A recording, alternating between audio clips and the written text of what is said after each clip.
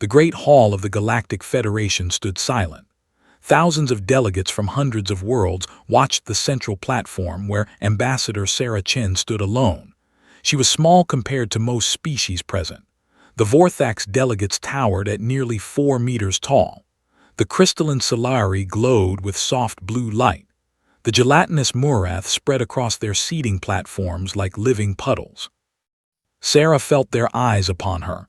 Some looked at her with curiosity, others looked with fear. A few looked with open disgust. Humanity had been part of the Federation for only 50 years. They were newcomers. They were also from a Deathworld. High Chancellor Vrex of the Yandari spoke from his elevated seat. His 4 eyes blinked in sequence as he addressed the assembly. "The proposal before us today is unprecedented," Vrex said. His voice carried through the translation systems to every delegate. "The humans request consideration for a seat on the Leadership Council. This has never been granted to a Deathworld species in the 12,000 years of Federation history." Murmurs spread through the crowd. Sarah kept her face calm. She had expected this reaction. The Leadership Council held only 7 seats. Those seats were occupied by the oldest and most powerful species in the galaxy. The Yandari had held their seat for 8,000 years, the Solari for 6,000. Even the youngest member, the Draven Collective, had been on the council for 2,000 years. A Vorthax delegate rose to speak. His massive form blocked the light from several nearby species. "This is absurd," the Vorthax said. His name was Commander Thorol, and he was known for his hatred of humans. "These creatures come from a world of poison, disease, and violence. Their planet tries to kill them every single day, and we are supposed to let them lead us." More murmurs. Sarah waited. "Their sun bombards their planet with radiation," Thorol continued. "Their atmosphere contains a gas that burns metal and flesh. Their water falls from the sky in torrents that would crush any of our species. They share their world with millions of species designed to kill and consume each other. And the humans themselves," he paused for effect. "They are persistence predators. They chase their prey until it dies from exhaustion. What kind of monsters would we allow into our leadership?" Sarah stepped forward. The platform sensors detected her movement and amplified her voice. "Commander Thorol speaks the truth," she said. Her voice was steady. "Earth is a death world by every standard the Federation uses. Our planet does try to kill us, every day. And yes, we are persistence predators. Our ancestors hunted across the African plains, chasing prey for hours or even days until it collapsed. We evolved to endure." She looked around the hall. "But that is exactly why we belong on the Leadership Council." Thorol laughed. It was a harsh sound that echoed through the chamber. "You think your violence makes you worthy of leadership. Your species has been killing each other since you first learned to hold weapons. Your history is written in blood." "Our history is also written in survival," Sarah replied.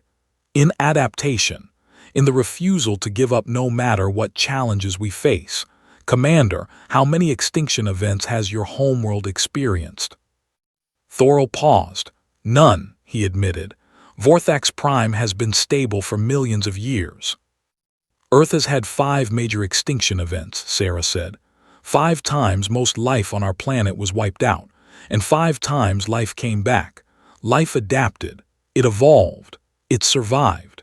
Humanity is the product of a world that constantly tests everything on it. We are the answer to 4 billion years of problems." The chamber grew quieter. Even those who opposed her were listening. "But this is not why I am here today," Sarah continued. "I am not here to argue that humans deserve leadership because of what we have survived. I am here because of what we can offer." High Chancellor Vrex leaned forward. "And what is that, Ambassador?" Sarah reached into her pocket and pulled out a small device. She pressed a button, and a holographic display appeared above the platform. 3 days ago," she said, "our deep space sensors detected this." The hologram showed a map of the galaxy. A red dot appeared at the edge of known space. "A fleet," Sarah said. "Over 10,000 ships. They are not from any known species. They are heading directly toward Federation space. Based on their current speed, they will arrive at the outer colonies in approximately 6 months. Chaos erupted in the chamber. Delegates shouted in dozens of languages. Several of the smaller species fled toward the exits. The Morath delegates quivered in obvious distress. High Chancellor Vrex pounded his ceremonial staff against his platform. Order, order in the chamber. Slowly the noise died down. Vrex turned his 4 eyes toward Sarah. Why did you not bring this to the council immediately? He demanded. We did, Sarah said calmly. We sent messages to all 7 council members within an hour of detection. We received no response. Vrex looked uncomfortable. The other council members shifted in their seats. We were discussing the appropriate response, Vrex said.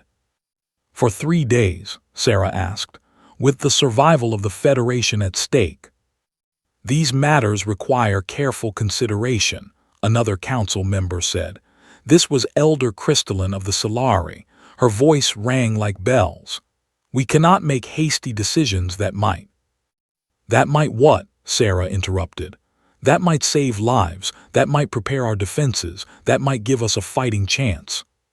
She took a breath and softened her tone. I understand that the current council members come from peaceful worlds, she said. Your species evolved in safe environments, stability, harmony. These are wonderful things.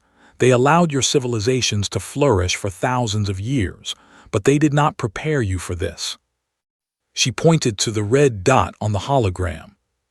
This is a predator, she said, and humanity knows predators.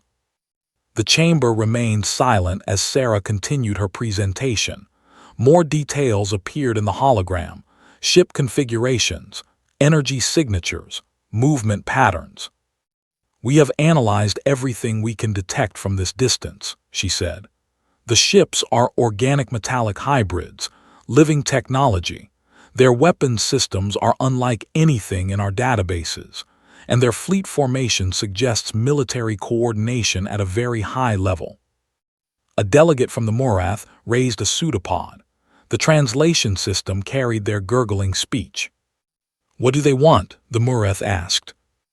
We do not know, Sarah admitted. We have attempted communication on all known frequencies. There has been no response. Perhaps they are simply passing through, Elder Crystalline suggested hopefully. Perhaps they mean us no harm.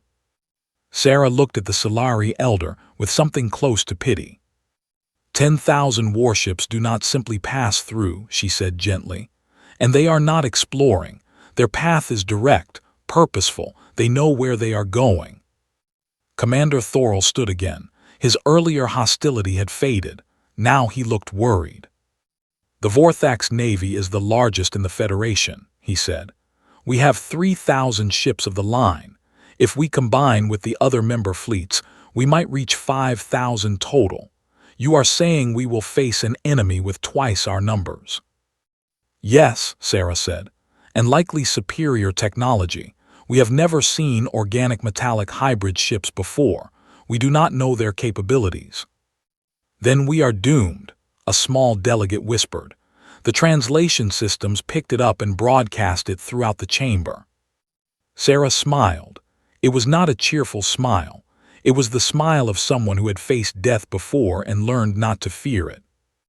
No, she said, we are not doomed, but we need to act quickly and decisively, and that is where humanity can help. She pressed another button on her device. The hologram changed to show a document. This is the Defense Initiative Plan, she said. Human military strategists have been working on it for the past 72 hours. It outlines a complete reorganization of Federation defenses to meet this threat. High Chancellor Vrex studied the document floating before him. You want to consolidate all military forces under a single command, he asked. Yes. A human command. Yes. The chamber erupted again. This time the reaction was even more intense. Several Vorthax delegates stomped their feet in anger. The Solari flickered with agitated light. Even species that rarely showed emotion were clearly disturbed. "This is a power grab," Thorol shouted. "You bring us news of invasion and use it to seize control." Sarah waited for the noise to die down. When it did not, she spoke anyway, her voice cutting through the chaos.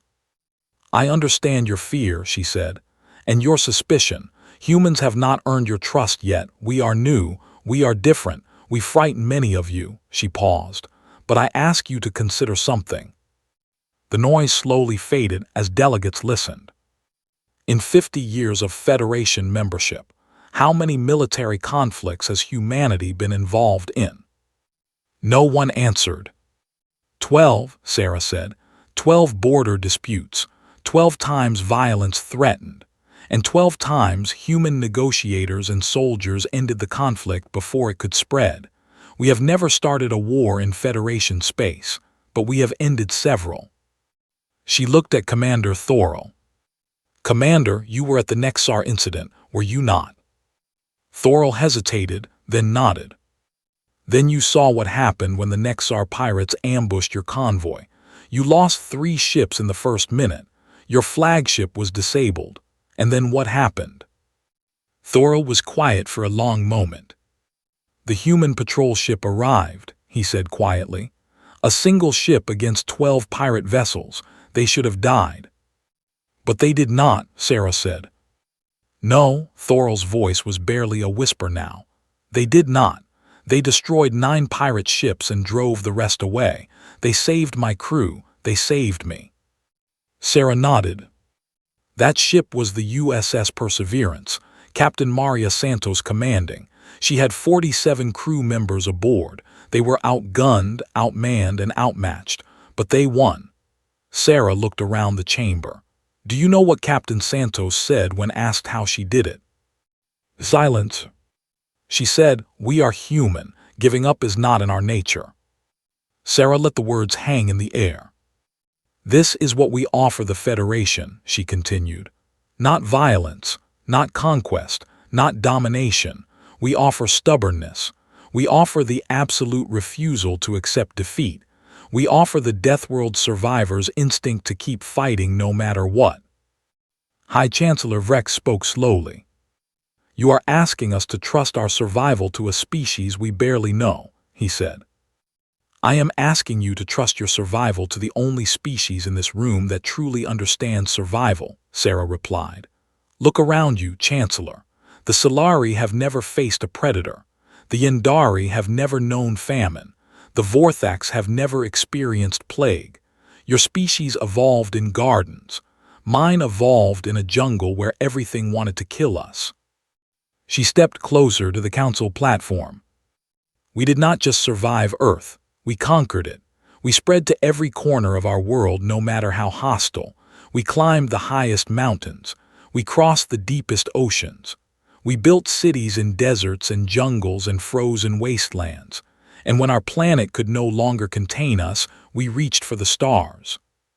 She pointed to the red dot on the hologram that still floated above them.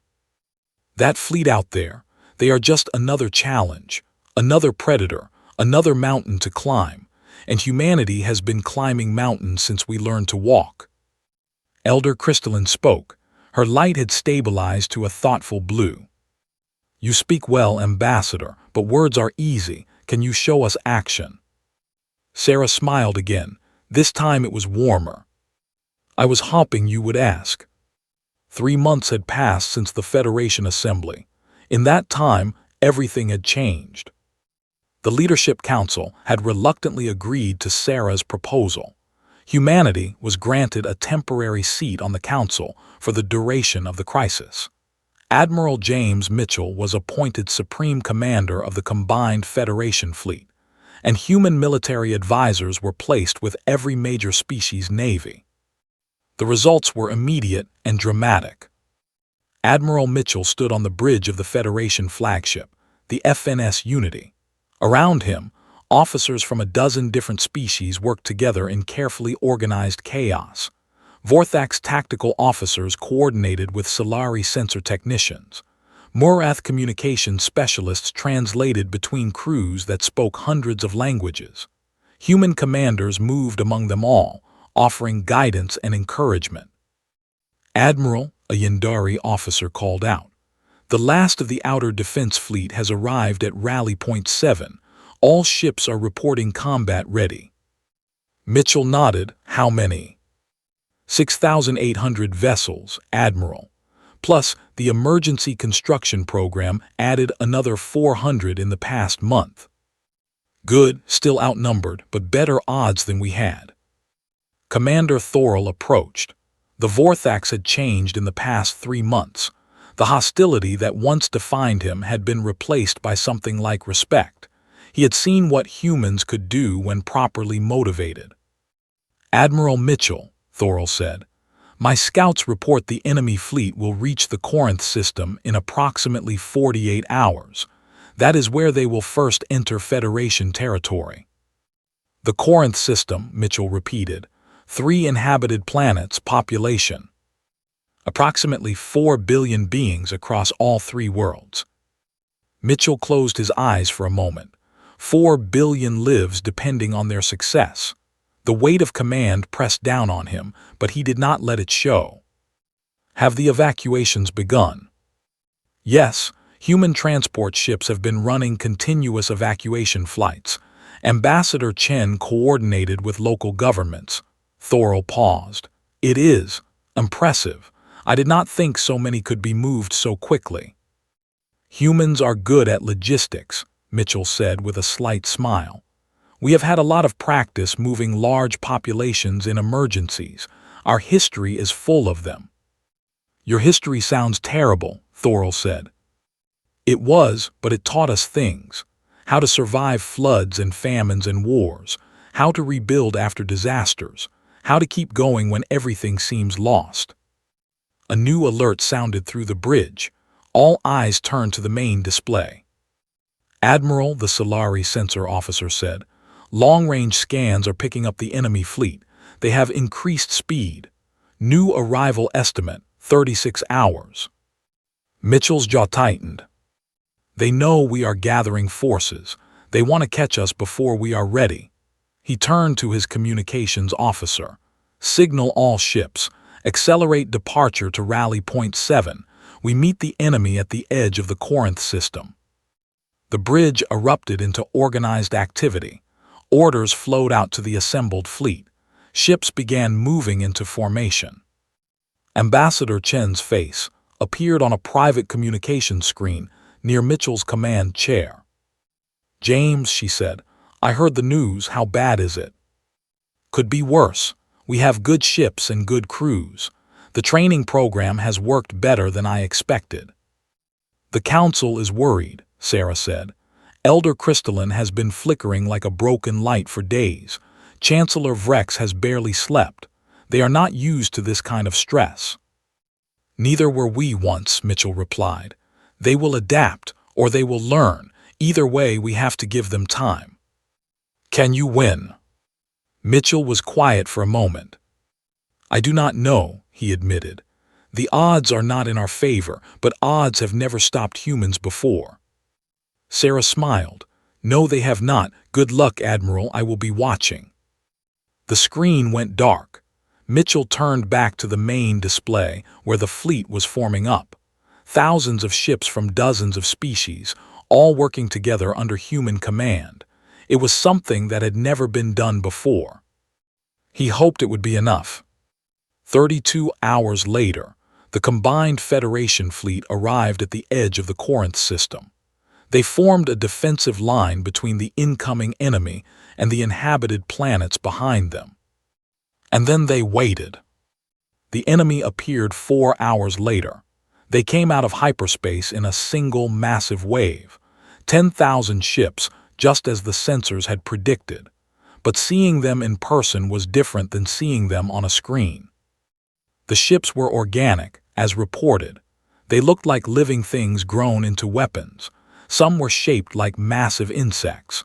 Others resembled deep-sea creatures from Earth's oceans. All of them radiated a sense of wrongness that even the sensors could detect. "Admiral," the communications officer said, "we are receiving a transmission from the enemy fleet." "Put it through." The main screen flickered. A face appeared. Or rather, something that might have been a face if it had not been so alien. Multiple eyes arranged in clusters. A mouth filled with needle-like teeth. Skin that shifted colors like a living oil slick. "We are the consummate," the being said. The translation was rough but understandable. "We have come for the resources of your worlds. Your species will be absorbed into our collective. Resistance is inefficient. Surrender." Mitchell stood. He straightened his uniform and looked directly at the screen. "I am Admiral James Mitchell of the Combined Federation Fleet. On behalf of the Federation and all its member species, I must decline your offer." The consummate being tilted its head, as if confused. "You cannot win. Our numbers are superior. Our technology is superior. Your resistance will only delay the inevitable." Mitchell smiled. It was the same smile that Sarah had worn in the assembly hall, the smile of someone who had made peace with death. "That is where you are wrong," he said. "Let me tell you something about the species commanding this fleet. We come from a planet that tried to kill us every day. We evolved being hunted by predators, poisoned by plants, infected by diseases. Our world has earthquakes that level cities and storms that destroy continents. We should have died 100 times over." He stepped closer to the screen. "But we did not die, we survived. We adapted, we overcame. And when the universe threw something new at us, we overcame that too." His voice hardened. "You are just the latest in a long line of things that tried to destroy humanity, and you will fail like all the others." The consummate being stared at him, then its many eyes narrowed. "You are the Deathworld species," it said. "We have heard of your kind. You think your suffering makes you strong. You are wrong. It only makes you prey that struggles longer before dying." "Then come and try to eat us," Mitchell said. "You will choke." He cut the transmission. "All ships," he announced over the fleet-wide channel. "Prepare for battle. Remember your training, trust your comrades. And no matter what happens, do not give up. Humanity never gives up. And today, you are all honorary humans." A cheer went up across the fleet. It came from Vorthak's throats and Solari crystals and Murath membranes and human voices all mixed together. It was the sound of a galaxy refusing to die. And then the battle began. The first wave of consummate ships crashed against the Federation line like a living tsunami. Energy weapons of unknown design burned through shields and hulls. Organic missiles burrowed into ships and began eating them from within. Within the first hour, the Federation had lost 500 vessels. But they held.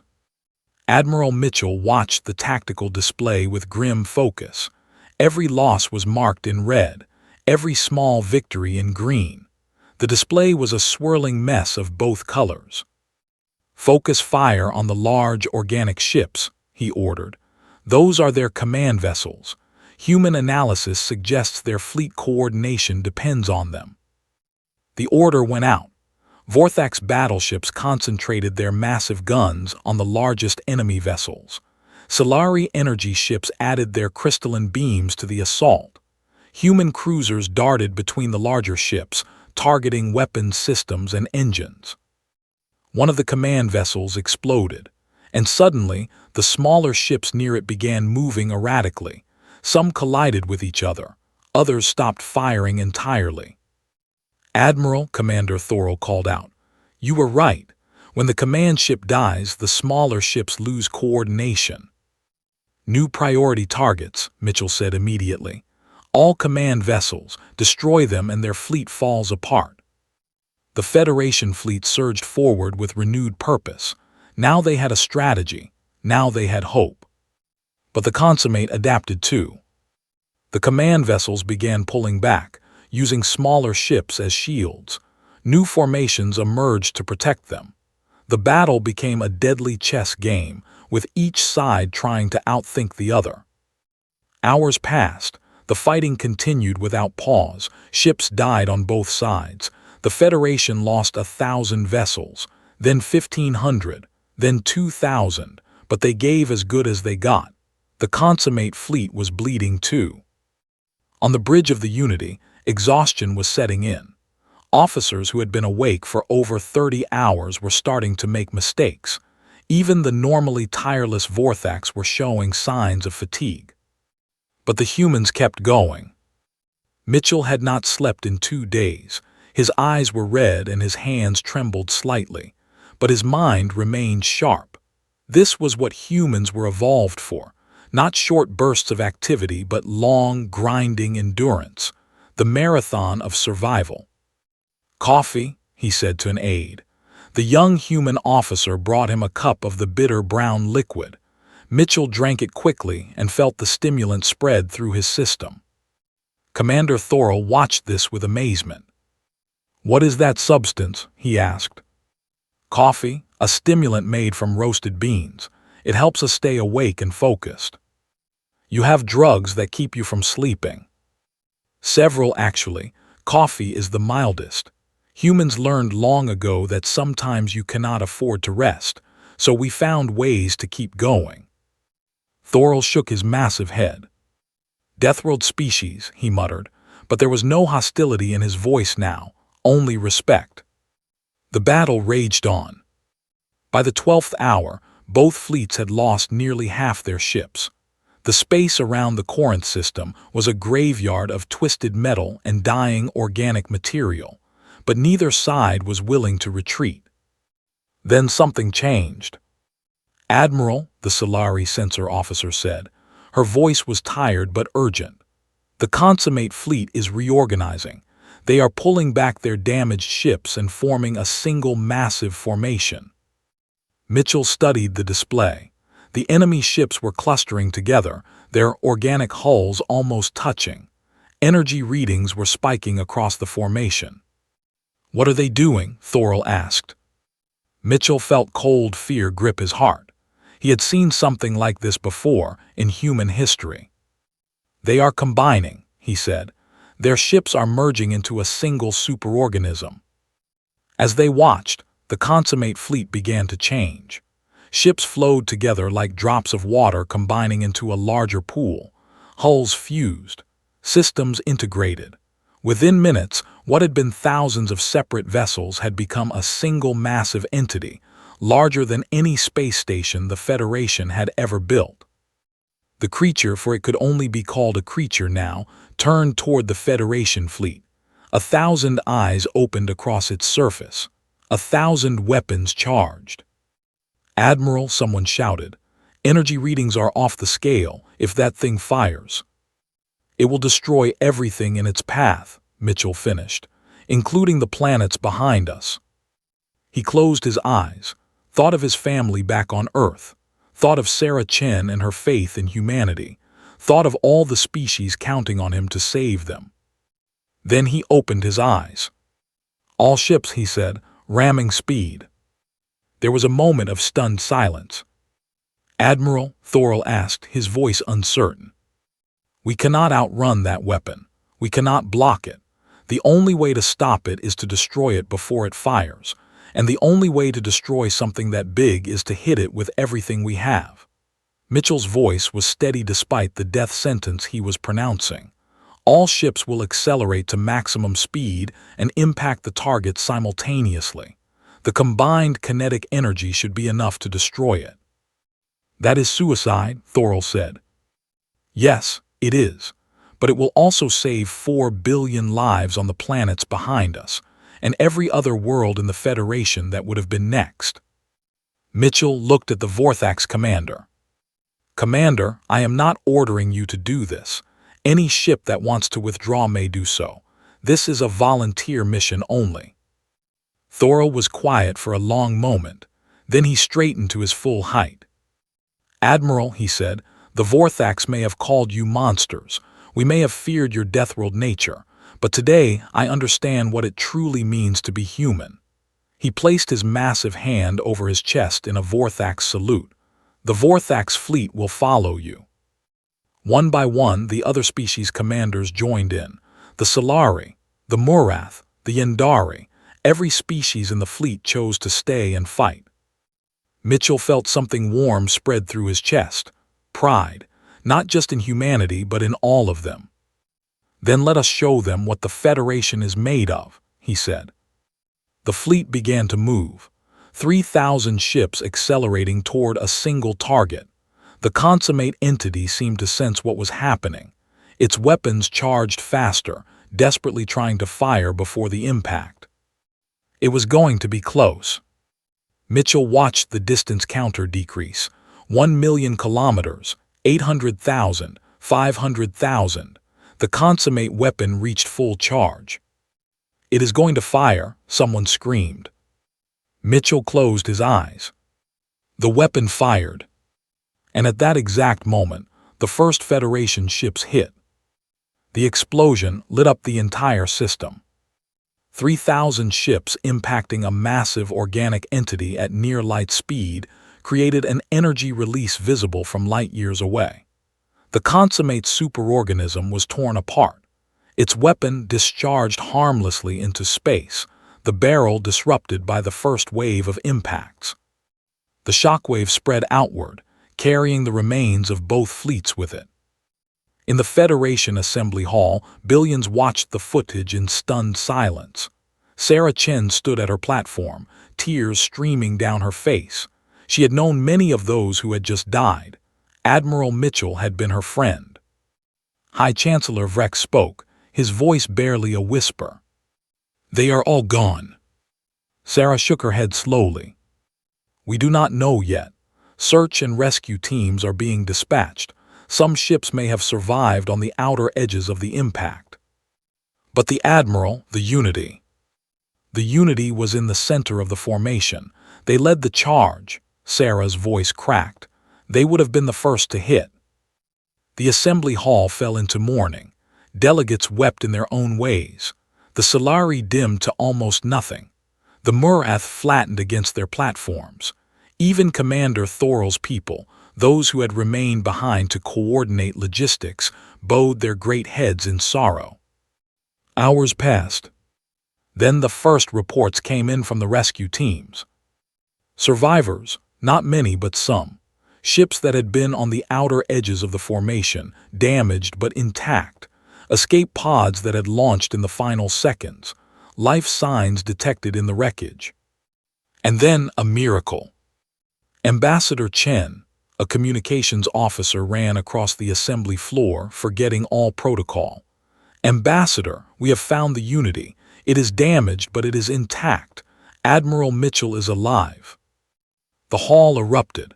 This time it was not chaos but celebration. Delegates who had been weeping moments before now cheered and embraced each other. Sarah grabbed the officer's arm. "How? The Unity was in the center of the formation." The logs show that at the last moment, Commander Thoral's flagship pushed the Unity out of the direct impact zone. The Vorthax ship took the hit instead. Sarah felt a fresh wave of tears. Thoral, the commander who had once hated humans more than any other species, he had given his life to save a human. "What about Thoral?" she asked, already knowing the answer. The officer shook his head. Sarah closed her eyes. Another hero lost, but a hero nonetheless. 1 week later, Admiral Mitchell stood before the assembly. He was heavily bandaged and walked with a cane, but he insisted on being present for this moment. High Chancellor Vrex addressed the gathered delegates. 1 week ago, the combined Federation fleet faced the greatest threat our civilization has ever known. Against overwhelming odds, outgunned and outnumbered, they fought. And when the only option left was sacrifice, they chose to give their lives for the rest of us. He paused, his 4 eyes scanning the crowd. "We lost over 2,000 ships, millions of brave beings from every species in the Federation. Among them was Commander Thoral of the Vorthax, who gave his life to save Admiral Mitchell and his crew." Vrex's voice grew heavy. "Commander Thoral once told me that he did not trust humans, that their Deathworld nature made them dangerous, that they had no place in Federation leadership." Another pause. In his final message before the impact, recorded and transmitted automatically by his ship's computer, he said something different. He said, "I was wrong about the humans. They are not monsters. They are exactly what we need. Tell the Council to give them the seat. They have earned it. We all have." Vrex turned to face the Council platform, where 6 seats were occupied and one stood empty. "The Leadership Council has deliberated. In light of recent events, and in recognition of the sacrifice and leadership demonstrated by humanity and their allies, we have reached a decision." He looked at Sarah Chen. "Ambassador Chen, on behalf of the Galactic Federation, I formally offer humanity a permanent seat on the Leadership Council. Furthermore, in recognition of the unprecedented cooperation demonstrated during the Battle of Corinth, we propose a restructuring of the Council itself. Moving forward, the Leadership Council will include not just the traditional 7 species, but a rotating seat for any species that demonstrates exceptional contribution to the Federation's well-being."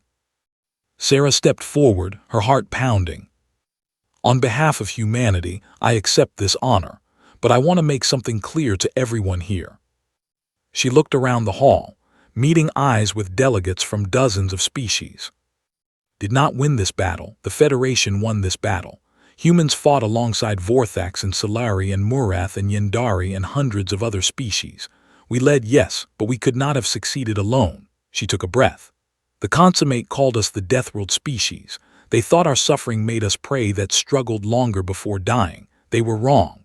Our suffering taught us something far more valuable than how to struggle. It taught us how to work together, how to trust each other, how to sacrifice for something greater than ourselves." She looked at the empty seat that had been Commander Thoral's. Commander Thoral was right when he said we all earned this.